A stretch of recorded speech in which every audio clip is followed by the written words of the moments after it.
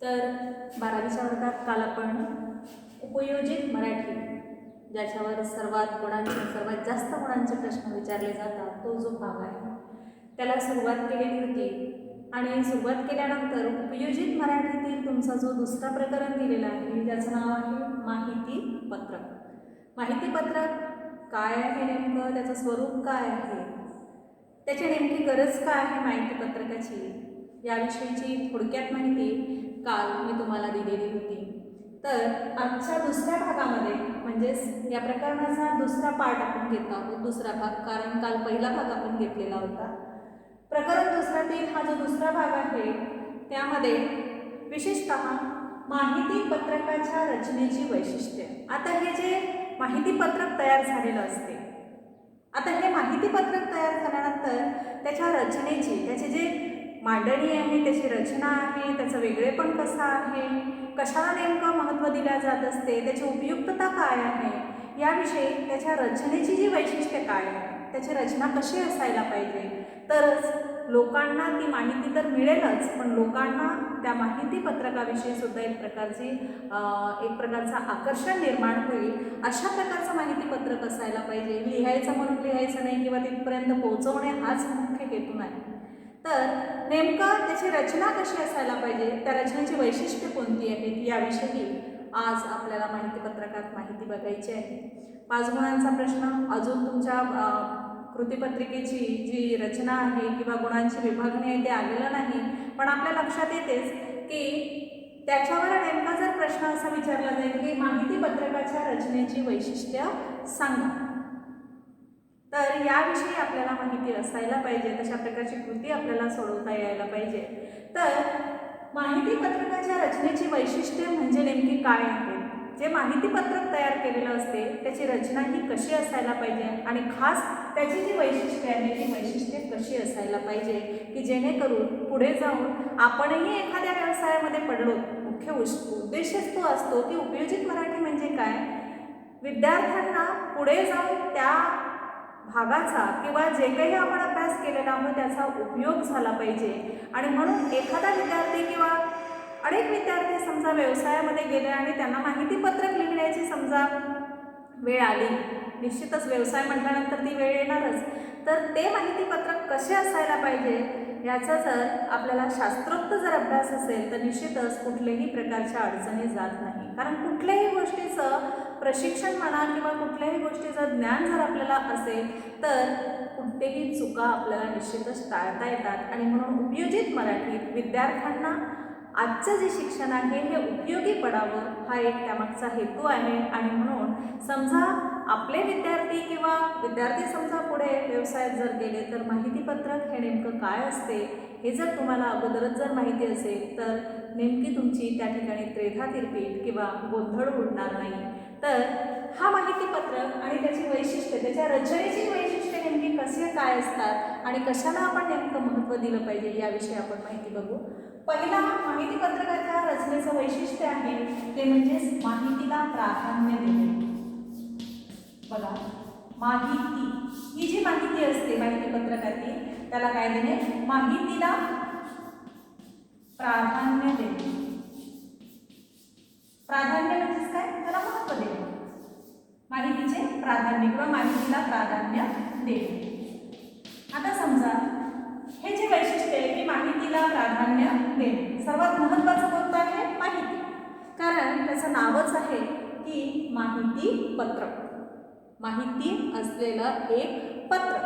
तर माहितीला प्राधान्य देणे म्हणजे ज्याविषयी आपल्याला हे माहिती पत्रक लिहायचे आहे तर त्याविषयी जी काही माहिती आपण देतो त्याला सर्वात जास्त महत्त्व, प्राधान्य म्हणजेच काय, सर्वात जास्त माहितीला प्राधान्य द्यायला पाहिजे किंवा महत्त्व द्यायला पाहिजे. कारण मुख्यतः त्याचं नाव किंवा त्याचं हेच आहे माहिती पत्रक. आणि म्हणून सर्वात जास्त ह्याचं जे वैशिष्ट्य आहे त्यातील पहिलं वैशिष्ट्य आहे की जी काही माहिती तुम्ही त्या ठिकाणी देताय माहिती पत्रकात त्या माहितीला जास्तीत जास्त प्राधान्य द्यायला पाहिजे. तर प्राधान्य द्यायला पाहिजे म्हणजे नेमकं काय करायला पाहिजे, तर आपल्याला जी माहिती द्यायची आहे एखाद्या दुकानाविषयी किंवा एखाद्या आपल्या व्यवसायाविषयी, कारखान्याविषयी, उत्पादनाविषयी जी काही माहिती आपल्याला द्यायची आहे ती माहिती ग्राहकांपर्यंत पोहोचवण्याचा जो आपला हेतू आहे, उद्दिष्ट आहे, तो उद्दिष्ट या माहितीतून सफल होणे किंवा यशस्वी होणे आवश्यक असते. आणि म्हणून माहिती पत्रकातील जी माहिती आहे त्याला सर्वात जास्त प्राधान्य देणे गरजेचे. आता हे जे माहितीला प्राधान्य आपण देतो, हे जे माहिती तयार करतो, तर ही माहिती कशी असायला पाहिजे? कसंही लिहिलं तरी चालेल का? एक सुसंगतपणा, त्याच्यामध्ये जी काही माहिती लिहिलेली असते किंवा जी माहिती पत्रक तयार झालेलं असतो, त्या माहिती पत्रकातील जी माहितीची रचना असते याच्यामध्ये एक काय असायला पाहिजे, एकाचा दुसऱ्या वैशिष्ट्याशी किंवा एकमेकाशी काय असायला पाहिजे, परस्पर सुसंगतपणा असला पाहिजे, त्याची जुळणी व्यवस्थित असायला पाहिजे. त्याच्यानंतर आपण आपलं जे माहिती पत्रकातील हेतू जो आहे तो हेतू सुसंगतपणे स्पष्ट होणे गरजेचं आहे, व्यवस्थित. नाहीतर आपला हेतू वेगळा राहील आणि माहिती जर वेगळी लिहिली तर आपला हेतू जे माहिती विकण्याचा उत्पादन विकण्याचा किंवा वस्तू विकण्याचा जो काही हेतू आहे हा हेतू सफल होणार नाही. म्हणून माहिती जी रचलेली असते किंवा माहिती जी दिलेली असते त्याला प्राधान्य देणे काम महत्त्वाचे आहे. कारण प्राधान्य देत असताना जी काही माहिती आपण लिहितो त्या माहिती पत्रकात, ती माहितीची रचना ही कशी असायला पाहिजे, सुसंगत असायला पाहिजे, त्याची जुळणी, त्या माहितीची जुळणी ही योग्य आणि अनुकूल असायला पाहिजे. त्याच्यानंतर ही माहिती देत असताना लक्षात घ्या, कारण ग्राहक वर्ग आपल्या समोर असतो आणि ग्राहक वर्ग असल्यानंतर ग्राहकाचा आणि त्या व्यावसायिकाचा पुढे काय निर्माण होत असते, संबंध निर्माण होत असतो, एक नातं निर्माण होत असतो. नातं म्हणजे आपण जसं अनौपचारिक आपली रिलेशन असतात तशा प्रकारचं नाही, पण कुठेतरी त्या व्यावसायिकाचा आणि त्या ग्राहकाचा नातं निर्माण होत असतो आणि त्याला त्या उत्पादनाविषयी खात्रीसुद्धा वाटायला पाहिजे. आणि म्हणून माहिती देत असताना ती बिनचूक असायला पाहिजे, अचूक असायला पाहिजे. आलं लक्षात? बिनचूक यासाठी किंवा अचूक यासाठी की आपण खूप अतिशयोक्त अशी त्याच्यामध्ये माहिती टाकलेली आहे की जी वास्तव नाही आहे. अशा वेळेस पहिल्यांदा ते माहितीपत्रक चांगलं दिसेल, पण जेव्हा तो ग्राहक तुमच्या दुकानापर्यंत किंवा तुमच्या व्यवसायापर्यंत येऊन पोहोचेल, ती वस्तू खरेदी करेल, त्यावेळेस ती वस्तू पाहिल, त्यावेळेस माहितीपत्रकातील माहिती आणि वस्तू याच्यामध्ये तुम्हाला काय दिसेल, भिन्नता दिसेल. असं होता कामा नये की वस्तुस्थिती काय, वास्तविक स्वरूप त्याचं काय आहे, कुठले केवळ एखादी वस्तूच नाही तर कुठल्याही गोष्टीचा जेव्हा आपण व्यापार करतो किंवा व्यवसाय करतो, एखादी सेवा संस्था असेल, एखादी शैक्षणिक संस्था असेल, नाहीतर आपण भव्य आमची इमारत, भव्य पटांगण असं दिल्यानंतर वस्तुस्थिती अशी आहे की ते भव्य पटांगण असायलाच पाहिजे, भव्य इमारत असायला, जे आहे ते सुशोभित अशा प्रकारचं बगीचा असं जर समजा उदाहरणार्थ जे लेआउट पाडलेले असतात किंवा घरं विकायची असतात, अशा वेळेस घरं विकायची असतील किंवा प्लॉट विकायचे असतील तर बरेचसे असे पॉम्पलेट असतात किंवा बरेचसे माहितीपत्रक असतात की जी वस्तुस्थितीला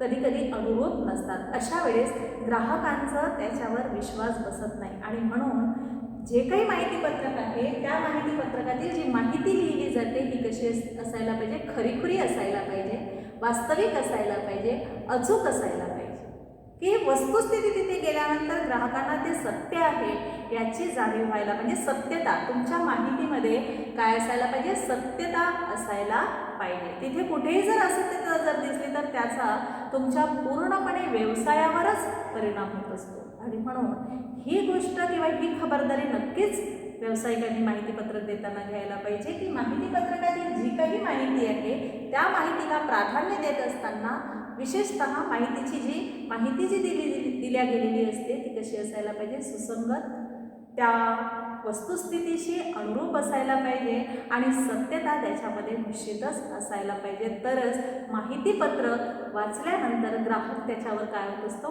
खुश होत असतो. आता हे देत असताना नेमकं बरेच जण खूप सारी माहिती जर दिली गेली तर ग्राहक काय होईल किंवा समोरचा व्यक्ती काय होईल, वाचक काय होईल, ती माहिती वाचायला रटाळवाणं वाटेल किंवा त्याला कंटाळा येईल. आणि म्हणून जी ती माहिती दिलेली असते, माहितीपत्रकातील जी काही माहिती दिलेली असते ही कशी असायला पाहिजे, थोडी म्हणजेच आटोपशीर असायला पाहिजे. थोडी म्हणजे काय, थोडक्यात, थोडी म्हणजे काय, थोडक्यात असायला पाहिजे, आटोपशीर आणि मुद्देसूद असायला पाहिजे, तिचे ठळक वैशिष्ट्य त्याच्यात येणं गरजेचं आहे. म्हणजे एकंदरीत की जी काही माहिती दिलेली असते ती कशी असायला पाहिजे, ठळक मुद्देसूद वस्तुस्थितीला धरून असायला पाहिजे, खरीखुरी असायला पाहिजे, सत्य असायला पाहिजे आणि सर्वात महत्त्वाचं म्हणजे ती कशी असायला पाहिजे, संक्षिप्त म्हणजेच आटोपशीर असायला पाहिजे की जेणेकरून वाचकाला सुद्धा ते रटाळवाणं वाटायला नको. म्हणजे एकंदरीत असं म्हणता येईल की त्याच्यामध्ये जी काही माहिती दिलेली असते, जी काही आटोपशीर माहिती दिलेली असते ती वस्तुस्थितीला जर धरून असेलच, परंतु कायदेशीर जी काही माहिती दिलेली असते, बरेचदा संस्था अशा असतात की ज्यांची आटोपशीर माहिती देऊन ते व्यवस्थित कायदेशीर आहे किंवा नाही त्याची सुद्धा नोंद जर तुमच्या माहिती पत्रिकामध्ये किंवा माहिती पत्रकामध्ये जर असेल तर, आता नोंद म्हणजे कशी, एखादी संस्था आहे त्याविषयी माहितीपत्रक काढायचं आहे तर त्या माहितीपत्रकाची रचना ही कशी असायला पाहिजे, सगळ्या म्हणजे वस्तुस्थितीला धरूनच आहे परंतु आटोपशीर संक्षिप्त कसं असायला पाहिजे, कायद्याला धरून कशी असायला पाहिजे. तर ती संस्था ही ज्या वेळेस तिचं काय झालेलं आहे, ओपनिंग झालेलं आहे किंवा ही संस्था ज्या वेळेस काय आलेली आहे, निर्माण झालेली आहे, त्यावेळेस त्या संस्थेचं प्रामुख्याने काय देता येईल, नोंदणी क्रमांक देता यायला पाहिजे की ही संस्था ज्याविषयी माहितीपत्रक दिला जाते त्या माहितीपत्रकामध्ये त्या संस्थेची नोंदणी ही कोणत्या क्रमांकानुसार झालेली आहे. त्याच्यानंतर त्या नोंदणीचा दिनांक कोणत्या वर्षी, कोणत्या तारखेला, कोणत्या महिन्यात, त्याचा दिनांक म्हणजेच त्याची तारीखसुद्धा असायला पाहिजे. एवढंच नाही तर ती जी संस्था असते त्या संस्थेचा दूरध्वनी क्रमांक, कारण सत्यता ग्राहकांना पारखता यायला पाहिजे. दूरध्वनी क्रमांक, अलीकडे कम्प्युटर युग असल्यामुळे ईमेल ID त्या संस्थेचा, वेबसाईट आहे, योग्य त्याचा पत्ता आहे त्या संस्थेचा. एवढंच नाही तर त्या संस्थेतील पदाधिकारी कोण आहेत त्या पदाधिकाऱ्यांची नावं असायला पाहिजे आणि नेमकं ज्या कार्यालयात किंवा ज्या संस्थेमध्ये आपण जातो त्या संस्थेच्या कार्यालयाचा वेळ कोणता आहे तर कालावधीसुद्धा किंवा ते वेळसुद्धा त्या ठिकाणी माहितीपत्रकात देता यायला पाहिजे. इतंभूत संपूर्ण जर माहिती असेल तर निश्चितच ग्राहकाला म्हणा किंवा जे काही माहितीपत्रक वाचून तुमच्यापर्यंत येतात त्यांना कोणतेही प्रकारची अडचण जात नाही. एक उदाहरण मी तुम्हाला दिलं की एक संस्था असेल तर त्या संस्थेची नोंदणी क्रमांक नेमकं काय आहे, नोंदणी दिनांक कोणता आहे, त्याच्यानंतर एवढंच नाही नोंदणी क्रमांक तर त्याचं बोधचिन्ह कोणतं आहे, खास बोधचिन्ह बोधवाक्य जे असते, जसं आमच्या संस्थेचं नेवजाबाई हितकारणी महाविद्यालयाचं तुमचं घोषवाक्य तुम्हाला माहिती आहे, नेमकं काय लोगो तुम्हाला माहिती आहे कारण तुम्ही माहितीपत्रक माहिती पुस्तिका वाचलेली आहे. घोषवाक्यामध्ये दिलेलं आहे पहिलंच वाक्य अतिशय सुंदर शब्दामध्ये आणि घोषवाक्य कोणतं असेल तर माझ्या अगोदर तुम्हाला माहिती आहे. जर वर्गात विद्यार्थी असते तर नक्कीच म्हणाले असते, काय म्हणाले असते, यावे ज्ञानासाठी निघावे सेवेसाठी. हे आमच्या या संस्थेचं काय आहे, घोषवाक्य आहे. तर अशा प्रकारचं घोषवाक्य असतो, तो लोगो जो दिलेला आहे, बोधचिन्ह जो दिलेला आहे तो असतो, तुमच्या माहिती पुस्तकेत दिलेलंच आहे. त्याच्यानंतर स्थापना केव्हा झालेली आहे ते दिलेलं आहे, वेबसाईट तुमच्या पुस्तकात दिलेली आहे संस्थेची, ईमेल ID दिलेला आहे, कोण कोण पदाधिकारी आहेत संस्थेचे ते दिलेलं आहे. हे उदाहरण आहे, उत्कृष्ट उदाहरण आहे त्याचं, तुम्हाला जर समजून घ्यायचं असेल तर. ही माहिती पुस्तिका आहे. माहिती पत्रकामध्ये थोडक्यात जे दिलेलं असते त्याच्यात हे सगळं द्यावं लागते की जेणेकरून वाचक आहे, ग्राहक आहे, तो व्यावसायिकापर्यंत किंवा त्या दुकानापर्यंत निश्चितच पोहोचू शकेल, त्याला कुठल्याही प्रकारची अडचण येणार नाही. ही सर्व खबरदारी ज्यावेळेस माहिती पत्रकाची जेव्हा रचना केली जाते त्यावेळेस माहितीला प्राधान्य देऊन करणे गरजेचे आहे. पण मात्र हे देत असताना मी सांगितलंच आहे तुम्हाला की त्याच्यात अतिशयोक्ती करू नये, जास्तचा किंवा चुकीचं कुठलीही माहिती, अतिरिक्त माहिती त्याच्यात टाकू नये.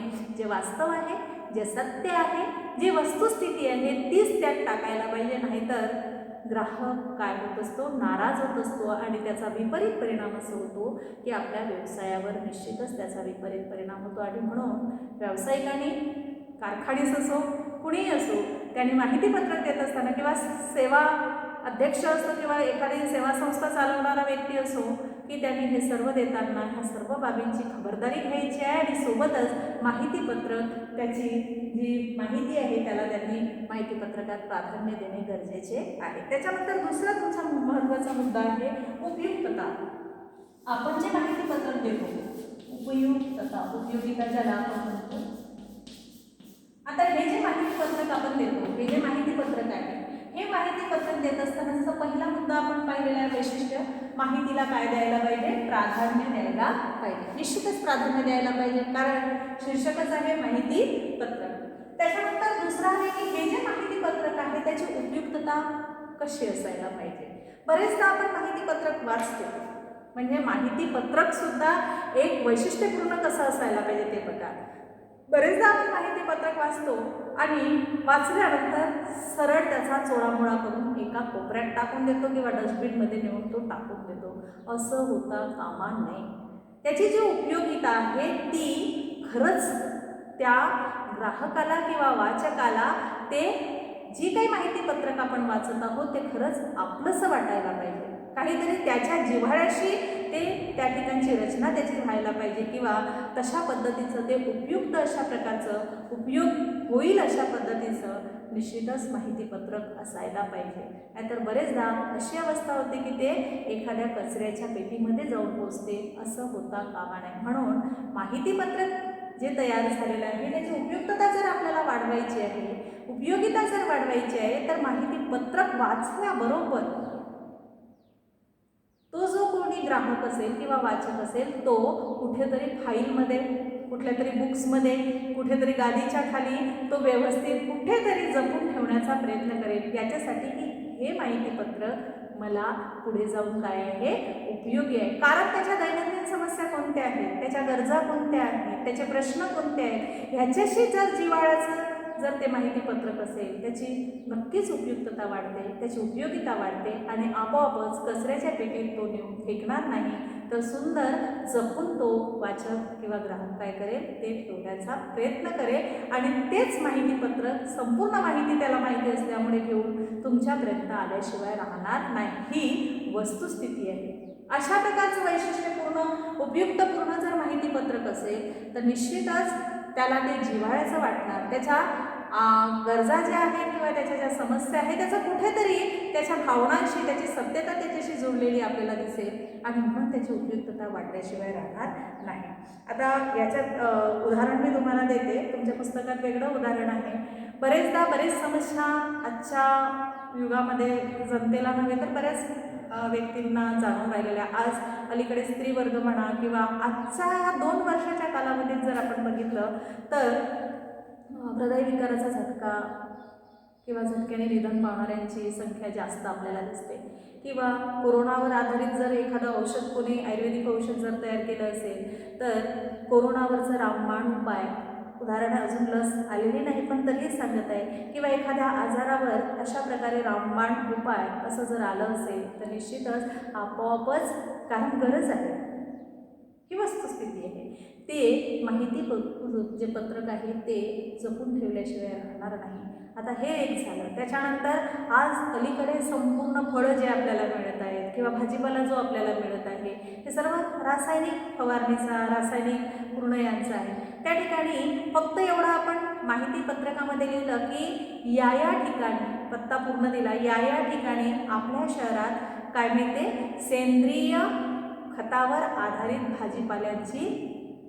भाजीपाला आपल्याला प्राप्त होईल किंवा सेंद्रिय भाजीपाला असं जरी म्हटलं किंवा नैसर्गिक भाजीपाला असं जरी आपण म्हटलं तरी, कारण अलीकडे फळं म्हणा, भाजीपाला म्हणा याच्यावर कीटकनाशक किंवा रासायनिक खताचा इतका वापर वाढलेला आहे की आपण जर त्या ठिकाणी फक्त असं माहितीपत्रकात लिहिलं, पूर्ण ॲड्रेस वगैरे देऊन असं जर लिहिलं की या ठिकाणी शुद्ध सेंद्रिय भाजीपाला आपणास प्राप्त होईल, एवढं जरी या ठिकाणी शुद्ध सेंद्रिय किंवा नैसर्गिक असं जरी लिहिलं भाजीपाला आपणास प्राप्त होईल की अलीकडे कीटकनाशकांच्या वापराने त्रस्त झालेल्या ग्राहकांसाठी हे एक काय आहे, एक सेवा आहे.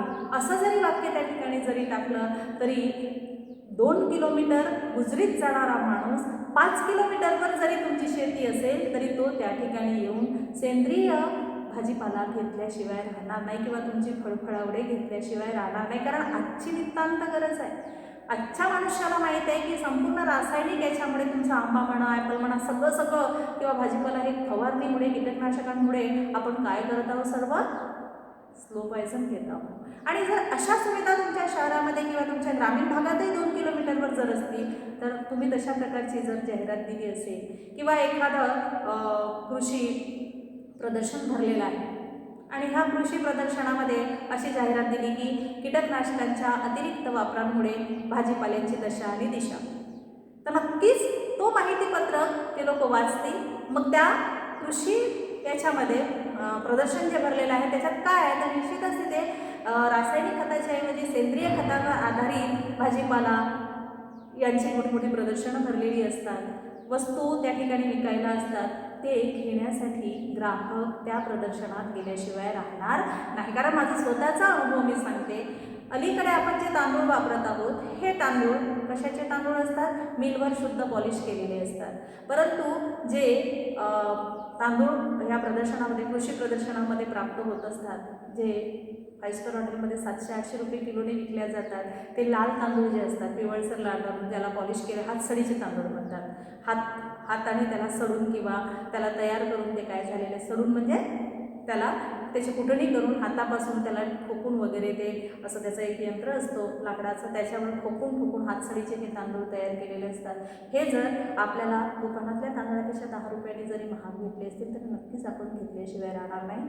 कारण बेरी हा जो आजार आहे तांदळापासून होणारा, हा आजार आपल्याला ह्या तांदळाचा जर वापर केला तर निश्चितच टाळता येते. अशी जर माहिती दिलेली असेल, थोडं मी जास्त सांगितलेलं आहे, जास्त म्हणजे कारण व्हिडिओची मर्यादा मला माहिती आहे, तरी पण असं जर आपल्याला माहिती असेल तर नक्कीच आपल्या आरोग्यासाठी काय हितकारक आहे हे जनतेला माहिती आहे, लोकांना माहिती आहे, वाचकांना माहिती आहे, ग्राहकांना माहिती आहे. तर निश्चितच ग्राहक हा त्या ठिकाणी गेल्याशिवाय राहत नाही. पण कशाच्या माध्यमातून जाईल की तुम्ही जे माहितीपत्रक लिहिलेलं आहे हे कितपत उपयुक्त आहे, त्याची उपयोगिता नेमकी काय आहे, कशा पद्धतीने लिहिलेलं आहे, त्याचं शीर्षक काय दिलेलं आहे, या अनुषंगाने त्याची उपयुक्तता वाढते आणि ग्राहक ते कचऱ्याच्या टोपलीमध्ये टाकणार नाही हे मी खात्री देते. आणि म्हणून आपल्याला जर त्या माहितीपत्रकाची जर उपयोगिता वाढवायची असेल तर निश्चितच अशा प्रकारचे जर माहितीपत्रकातील मांडणी जर असेल, रचना जर असेल, दुधातील भेसळ कशी ओळखायची, उदाहरण तुमच्या पाठ्यपुस्तकातील आहे,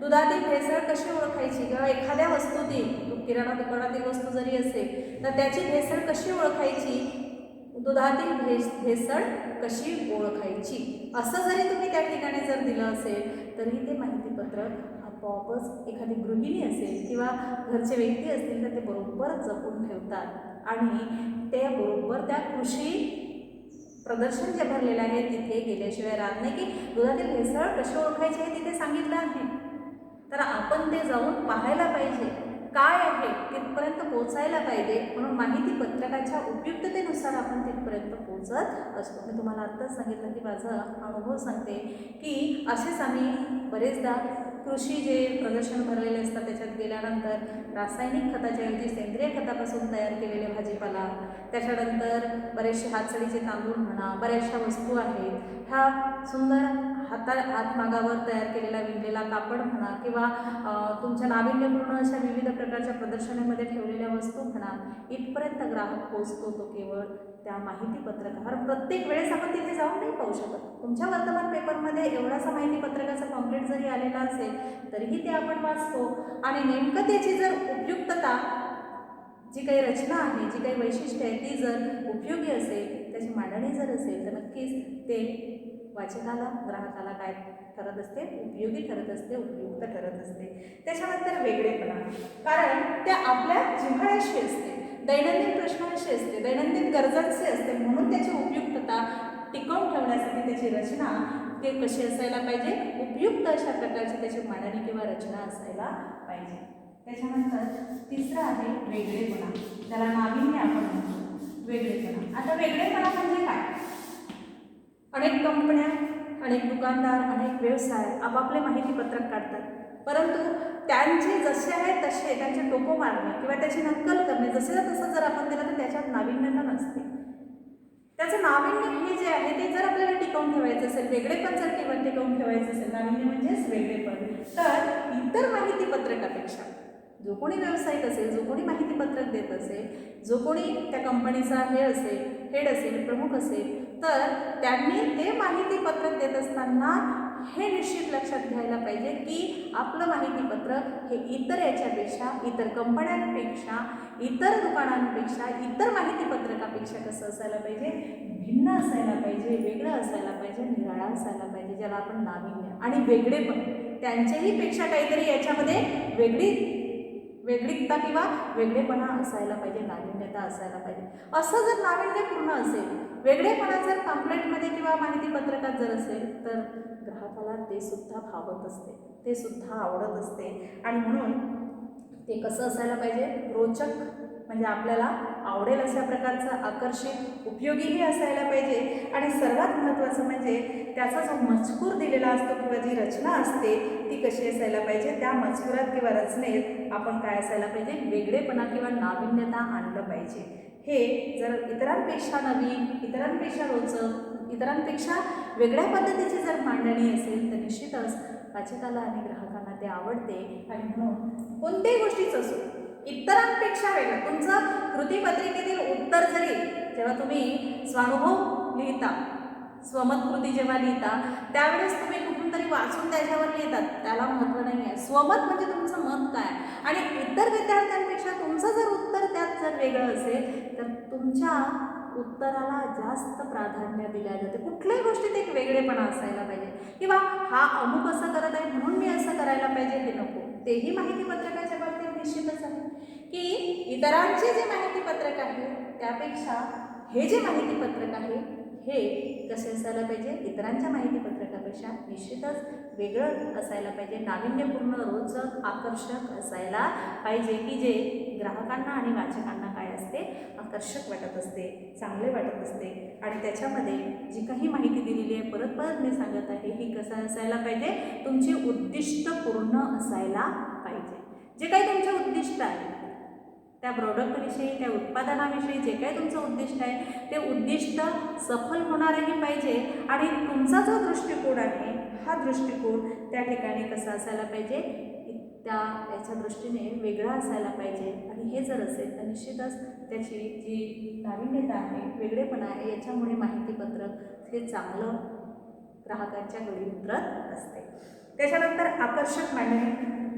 आता आकर्षक मांडणी म्हणजे बघा, आकर्षक मांडणी. आता आकर्षक मांडणी म्हणजे नेमकं काय, जे काही माहितीपत्रक आहे, जे काही माहितीपत्रक आपण वाचकांपर्यंत पोहोचवतो किंवा त्यांच्या दारापर्यंत पोहोचवतो, त्याच्या जी मांडणी आहे, त्याची जी रचना आहे, त्या माहितीपत्रकाची जी रचना आहे ही कशी असायला पाहिजे, आकर्षक. आकर्षक म्हणजे काय, सरळ सरळ नाही, इतरांचं आहे म्हणून सरळ सरळ नाही, त्याच्या संपूर्ण लेआउटपासून, बाजूची जी सीमा आहे त्या लेआउटपासून त्याचा रंग कसा आहे, त्याची रचना कशी आहे, ही सुद्धा कशी असायला पाहिजे, आकर्षक असायला पाहिजे. की त्याच्या डिझाईन्स कशा दिलेल्या आहेत. एखाद्या वस्तूला आपल्याला बाजारात आणायचं आहे, ग्राहकांपर्यंत आपल्याला ती माहिती पोचवायची आहे, ती वस्तू चांगल्या रीतीने ग्राहकांपर्यंत पोचवण्यासाठी जी माहिती आपण त्यांच्यापर्यंत किंवा माहितीपत्रक जे पोचवतो त्या माहितीपत्रकाची सुद्धा रचना ही कशी असायला पाहिजे, त्याची मांडणी ही आकर्षक असायला पाहिजे. म्हणजे शब्दांची रचना कशी असायला पाहिजे, त्याच्यानंतर त्यात कुठल्या प्रकारची रंगसंगती वापरलेली आहे, ते रंग कसं वापरलं पाहिजे माहितीचा. तेवढंच नाही तर त्याचे जे बाजूचे सीमा आहेत, लेआउट कसं आहे, त्याचा आकार कसा आहे. सारखं चौकोणीत जर दिलं तर त्याच्यातही वेगळेपण ठरत नाही. त्याचा आकार सुद्धा जर आपण बदलून दिलं तर वाचकाला काहीतरी वेगळं पण वाटते, आकर्षण वाटते, आणि ते वाचल्याशिवाय राहणार नाही आणि ते जपून ठेवतात. आणि म्हणून त्याची मांडणी जी आहे ही कशी असायला पाहिजे, आकर्षित, सुटसुटीत, समजणारी आणि लक्षवेधी अशा प्रकारचे त्याचे मांडणी असायला पाहिजे. आजकाल अलीकडे पूर्ण जाहिरातीचं युग असल्या कारणाने ज्या मोठमोठ्या कंपन्या असतात किंवा खाजगी काही अशा कंपन्या असतात, काही सेवा संस्था असतात, काही सामाजिक संस्था असतात, शैक्षणिक संस्था असतात, हे काय करतात, करायलाच पाहिजे की त्याच्यातील जे तज्ज्ञ लोक असतात, संगणकातील तज्ज्ञ लोक, डिझाईनमधील तज्ज्ञ लोक जे असतात किंवा अशा प्रकारचं कौशल्य प्राप्त केलेले जे लोक असतात त्यांना हाताशी धरून जर माहितीपत्रकाची जर मांडणी किंवा रचना केलेली असेल, आकर्षक मांडणी जर केलेली असेल तर ते माहितीपत्रक आकर्षक ठरत असते. कारण बऱ्याचशा अशा संस्था आहेत की ज्यांची माहितीपत्रक येतात ते खरोखरच आकर्षक आपल्याला वाटतात. मग तशा प्रकारचं कौशल्य प्राप्त केलेले जे व्यक्ती असतात, लोक असतात, तसे तज्ज्ञ जे असतात किंवा कम्प्युटर संगणकावर जे काम करतात, ज्यांना चांगल्या प्रकारच्या डिझाईन्स त्याच्यात टाकता येतात आणि नाविन्यपूर्ण जे असेल तर त्यांचा आपण आधार घ्यायला हरकत नाही. कारण आपल्याला माहितीपत्रक हे कसं करायचं आहे, आकर्षक करायचं आहे आणि त्याच्यानुसार त्याच्यात जे कुशल कलाकार असतात, चित्रकार असतात, डिझाईन्स तयार करणारे असतात. आजकाल तर पूर्ण संगणकावर अतिशय सुंदर अशा पद्धतीचे त्याच्यात लेआउट्स जे असतात, त्याच्या ज्या सीमा असतात त्या तयार केल्या जात असतात आणि आपल्याला ग्राहकांना, वाचकांना ते निश्चितच कसं होते, आवडते आणि म्हणून त्याची मांडणी कशी असायला पाहिजे, आकर्षक. आणि सर्वात शेवटचा मुद्दा आहे भाषाशैली. हे खूप महत्त्वाचे आहे. आता भाषाशैली,